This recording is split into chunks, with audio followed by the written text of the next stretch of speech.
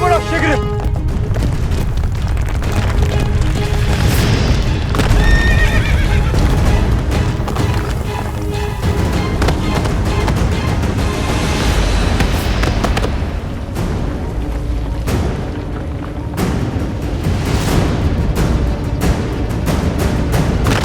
सैनिकों,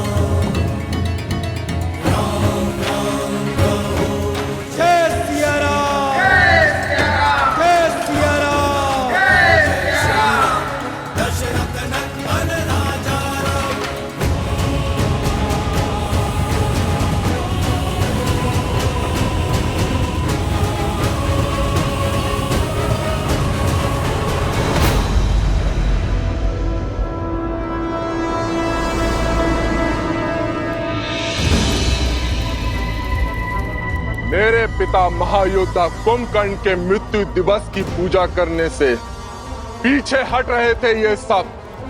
मैंने इन्हें ही मृत्यु का दंश दे दिया।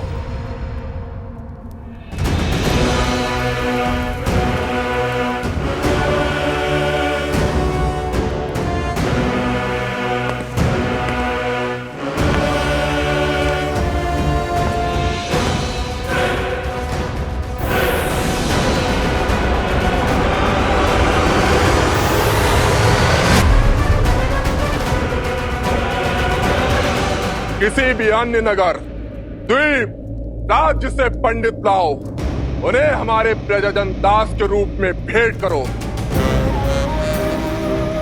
साम, दाम, दंड, भेद कुछ भी करके उन्हें यहाँ लाओ। जो वो फिर भी ना आए तो उन्हें कहीं और जाने की स्थिति में मत छोड़ो। मेरे पिता महान थे, शूरवीर थे, भ्रातृभक्त थे, किंतु षड्यंत्रकारी राम ने उनकी सांस और उनका सम्मान दोनों छीन लिए। आज नहीं तो कल उस राम को अपने किए का दंड भोगना ही होगा।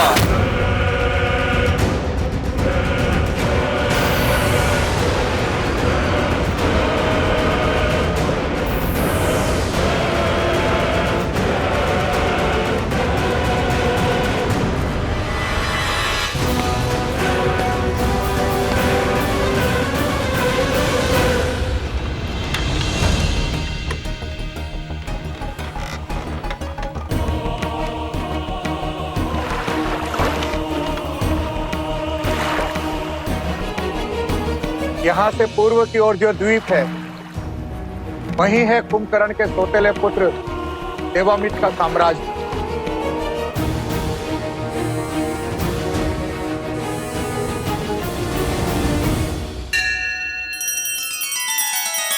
श्री रामचंद्र कृपालु भजु मन हरण भव भय दारुणम।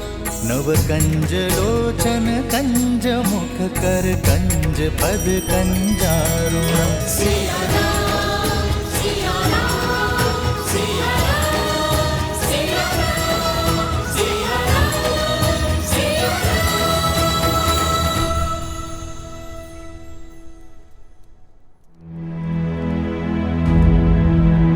हनुमान, भरत के अकेले युद्ध में उतरने की चिंता सता रही है तुम्हें। ये रामायण उद्देश्यों का आयन है हनुमान, और मेरा एक उद्देश्य अभी शेष है। कैसा उद्देश्य प्रभु?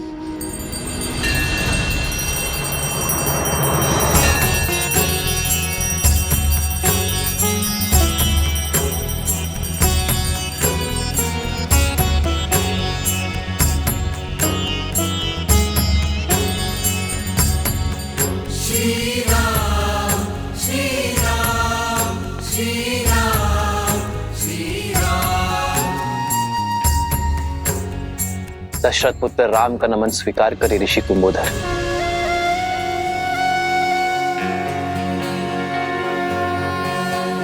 मेरा तप और भक्ति आपकी शक्ति बने श्री राम।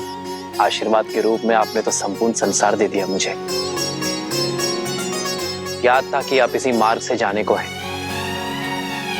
आपके मार्गदर्शन में हिंगलाज माता के दर्शन करने की इच्छा है मेरी। अपने भाई भरत की विजय की प्रार्थना करना चाहता हूं मैं ऋषिवर। हर हर महादेव।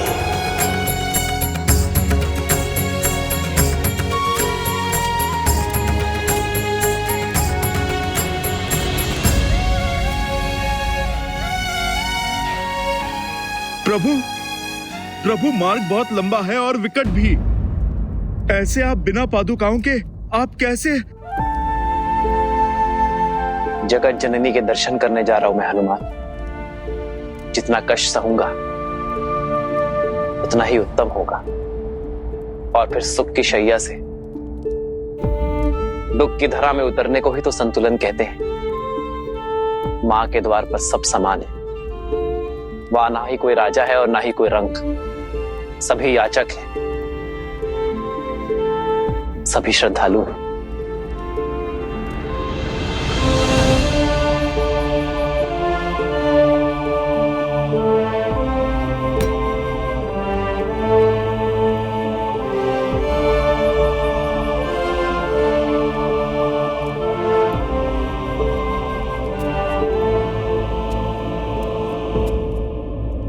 माता हिंगलाज देवी की, माता हिंगलाज देवी की, माता हिंगलाज देवी की, माता हिंगलाज देवी की।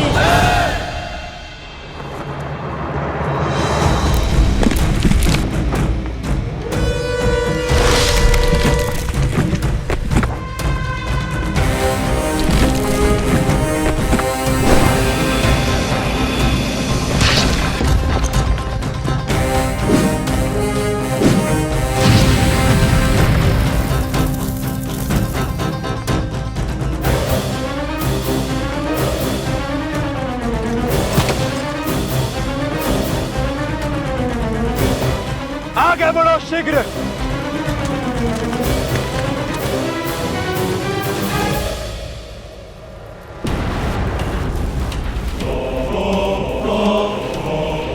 यमदेव, इस युग के अंत का समय आ गया है।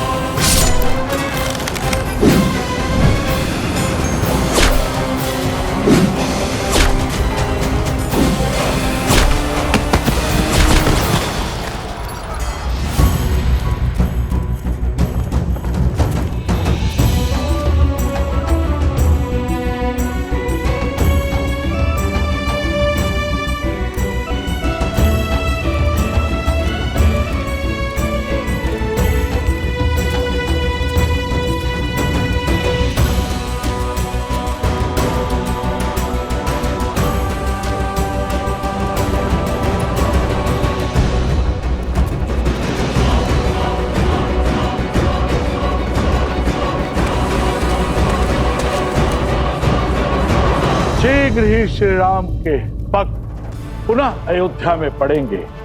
तब आपको उनके समक्ष जाना होगा काल पुरुष।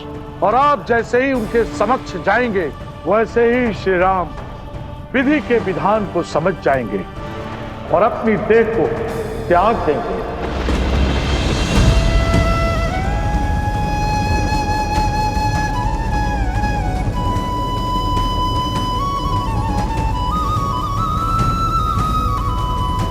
महादेव,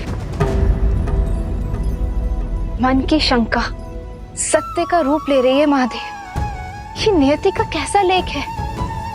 यहाँ लव कुश किसी अपरिचित स्थान की ओर प्रस्थान कर रहे हैं और वहां भरत अकेले ही इस युद्ध की बागडोर थामे खड़े हैं। एक और काल पुरुष और यमराज श्री राम के समक्ष जाने को सज्ज हैं, तो दूसरी ओर हनुमान श्री राम से पृथक होने को तैयार नहीं। राम का आयान अब क्या मोड़ लेने वाला है?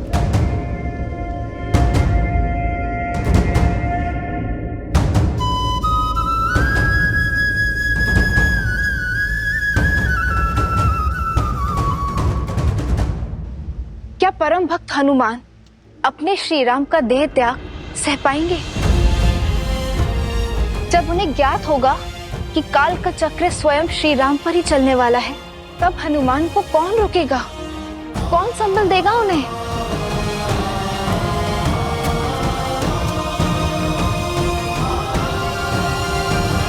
अब तो हनुमान क्षण भर के लिए भी श्री राम से पृथक नहीं होने वाले।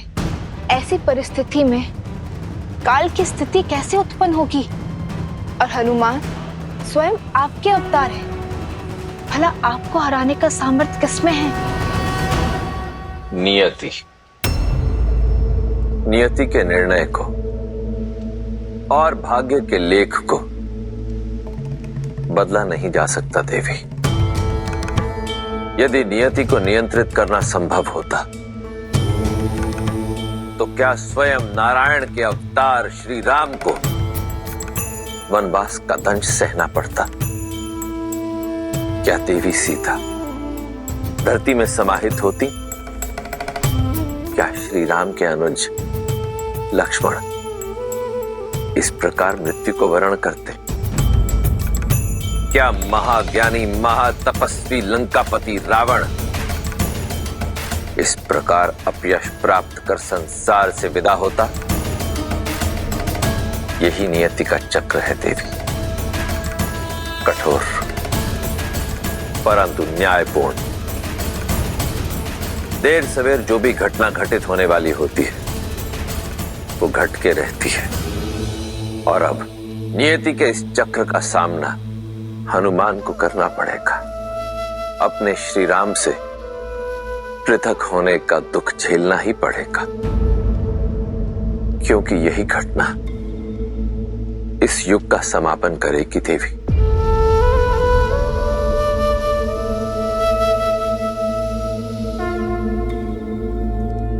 हिंगलाज देवी की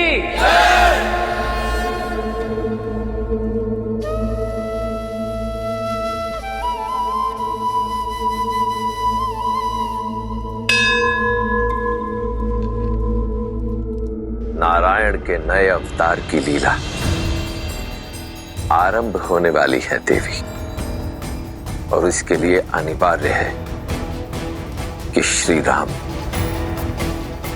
और ये युग दोनों का समापन हो। अब परीक्षा तो हनुमान की है, क्योंकि भक्त की इच्छा के विरुद्ध तो स्वयं भगवान भी अपने प्राण त्याग नहीं सकते। इसलिए यह आवश्यक है कि हनुमान स्वेच्छा से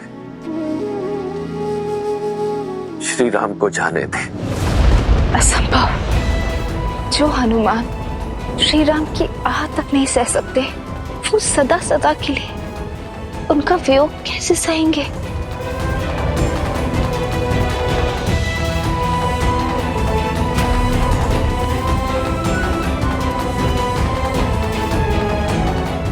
हनुमान, मैं कुछ समय यही ध्यान लगाना चाहता हूं, भरत और लवकुश के लिए प्रार्थना करना चाहता हूं।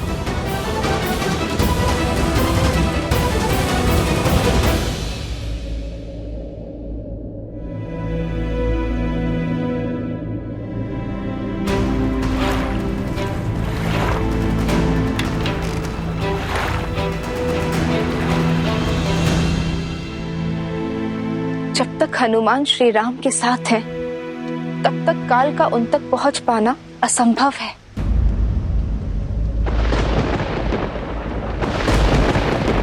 संपूर्ण त्रिलोक इस प्रश्न से चिंतित है देवी, और अब इसका उत्तर भी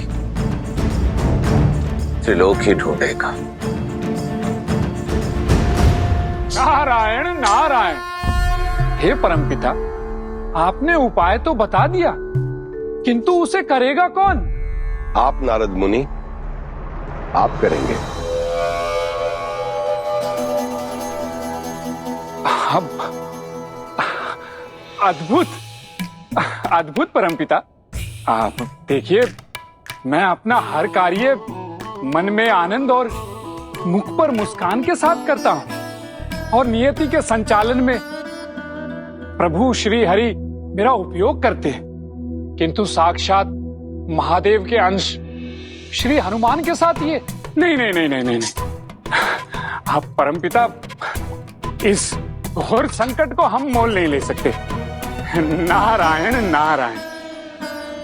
हे परमपिता, यदि भूल से भी हनुमान को इस छल का आभास हो गया तो वो मुझे कहीं से भी खोज निकालेंगे, और यदि बात प्रभु श्री राम पर आई तो उसमें तो वो मेरे ही समान है, प्रभु श्री हरि के भक्त। किंतु इस छल के पश्चात हनुमान किसी को भी क्षमा नहीं करेंगे। तब तो हरि का आगमन टालना होगा, क्योंकि जो कार्य हरि के परम भक्त नारद मुनि करने से कतरा रहे हैं, तो उस कार्य को और कौन संपूर्ण करेगा? माता। और यदि ये कार्य नहीं हुआ तो नियति का चक्र रुक जाएगा। इसलिए श्री राम पर से हनुमान का ध्यान हटाना बहुत ही आवश्यक है। परंतु माता, ये तो लवकुश के साथ भी अन्याय ही होगा ना?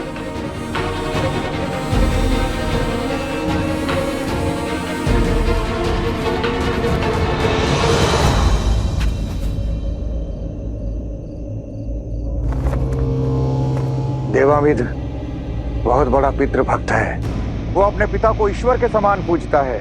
वो राजा तो बन गया, किंतु उसकी दरिद्र प्रजा संसार को उपहार के रूप में बांटी जाती है। अपनी युक्ति और नीति से उस क्षेत्र के 7 द्वीपों पर उसका आधिपत्य है। उसके लिए संपूर्ण संसार में कोई महत्व रखता है तो वो है उसका पिता कुंभकर्ण। उसका एक ही उद्देश्य है, अपने पिता कुंभकर्ण की मृत्यु का प्रतिशोध लेना।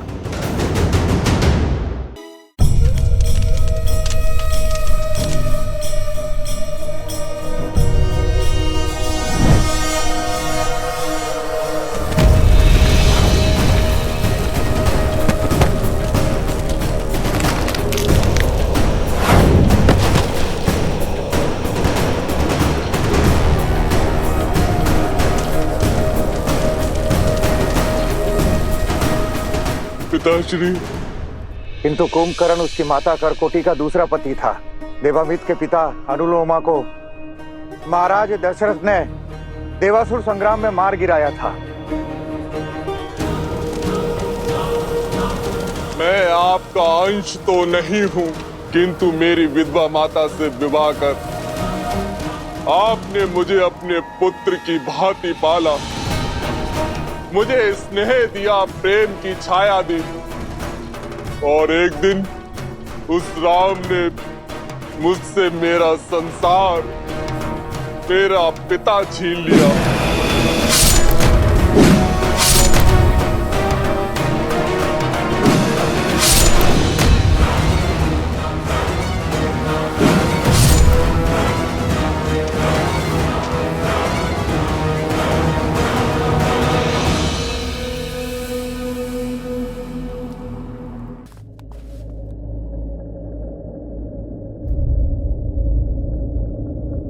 उस दुष्ट को दंड देना सरल नहीं होगा। शक्ति के साथ साथ युक्ति का मार्ग भी खोजना होगा। हम सब ऋषि और तुम ऋषि कुमार पूजा के लिए सज होने का स्वांग करके वहां जाएंगे। वहां तुम दोनों उसकी मृत्यु का मार्ग खोजोगे और प्रजा को उसके अधर्म और पाप से मुक्त कराओगे। जो आज्ञा ऋषिवर।